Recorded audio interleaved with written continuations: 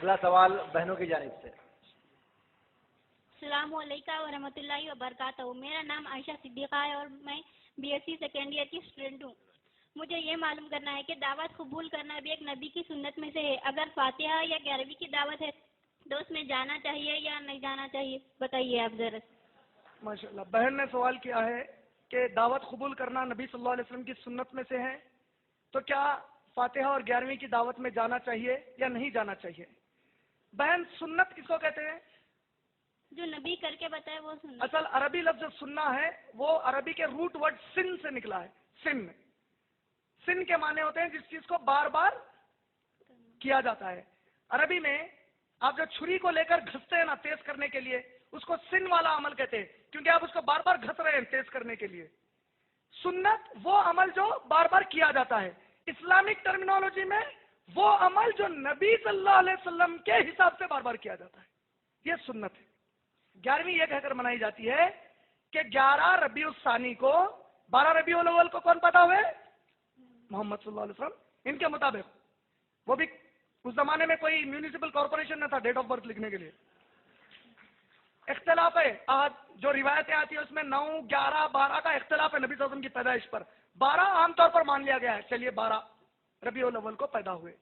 11 ربیع الثانی کو شیخ عبد القادر جیلانی رحمۃ اللہ علیہ پیدا ہوئے، تو 11ویں منائی جا رہی ہے۔ سنت آپ نے کیا کہا، کیا ہوگی سنت؟ جو نبی کر کے بتائے۔ شیخ عبد القادر جیلانی 125 سال کے بعد پیدا ہوئے، تو نبی صلی اللہ علیہ وسلم 11ویں کی دعوت میں جانے کا سوال ہی نہیں اٹھتا۔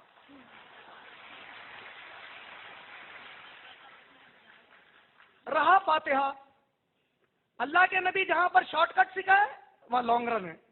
دیر لانگ رن وہاں شارٹ کٹ۔ کیسا؟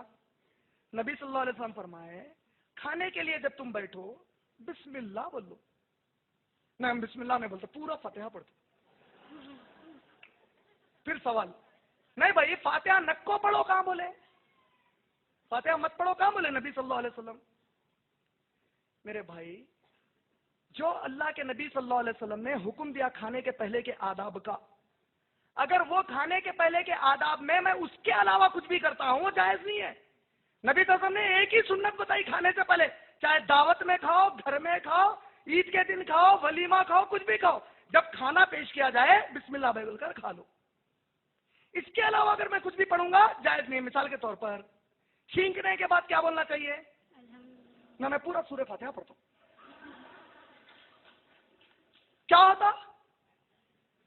تو اس کی مثال کیسی ہے؟ انسان کو بیماری آئی تو کہاں جاتا علاج کو؟ کس کے پاس جاتا؟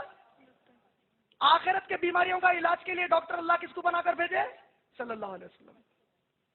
ڈاکٹر آپ کو ایک کمبیفلین دن میں 1 بار کھاؤ بولا۔